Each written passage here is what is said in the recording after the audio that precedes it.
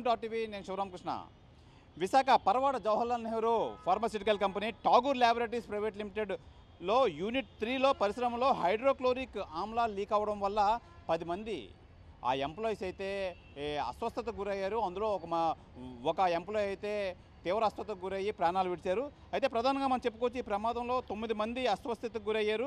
అయితే అస్వస్థతకు గురైన వాళ్ళు నలుగురు కార్మికులను అయితే కిమ్స్ ఐకాన్, మన ఎక్కడైతే ఉన్నామో కిమ్స్ ఐకాన్ హాస్పిటల్లో ఉన్నారు. అలాగే మిగతా 5గురిని వడ్లపూడి సాయి హాస్పిటల్కి తరలించిన కంపెనీ యాజమాన్యం సాయి హాస్పిటల్కి తరలించారు. మొత్తం 9 మందిని.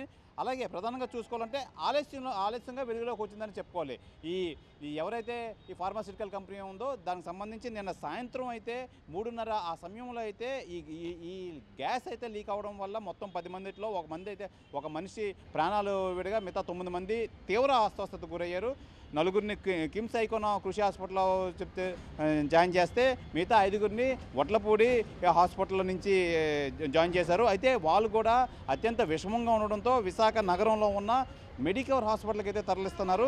అయితే ప్రధానంగా వాళ్ళ పరిస్థితి ఏ విధంగా ఉందని చెప్పి హాస్పిటల్ వర్గాలు అయితే ఇంకా చెప్పాల్సి ఉంది.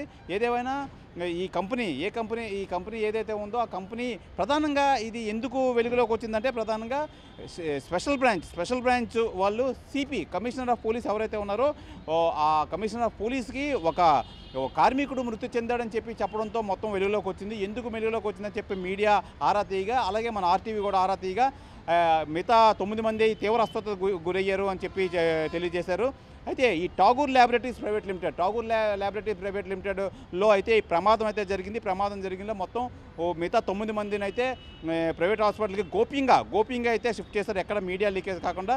నిన్న సాయంత్రం జరిగిన ఈ కార్యక్రమం అయితే ఇవాళ తెల్లవారైతే బట్టబయలు అయిందని చెప్పాలి. ఎస్బీ వాళ్ళు ఒక పర్సన్ అయితే చనిపోయాడు అని చెప్పి సిపికి అయితే ఇన్ఫర్మేషన్ రావడంతో మొత్తం అసలు గుట్టు అయితే బయటపడింది. ఏదేమైనా ఈ వడ్లపూడి హాస్పిటల్ షిఫ్ట్ చేసిన 5గురిని కూడా విశాఖ నగరంలో ఉన్న మెడికల్ హాస్పిటల్కి అయితే షిఫ్ట్ చేస్తున్నారు.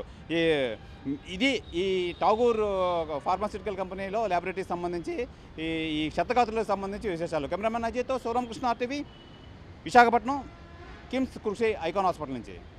మరిన్ని వీడియోస్ కోసం ఛానల్ ని సబ్స్క్రైబ్ చేయండి. లేటెస్ట్ అప్డేట్స్ కోసం వాట్సాప్ ఛానల్ ని ఫాలో అవ్వండి. అండ్ లింక్ డిస్క్రిప్షన్ లో ఉంది.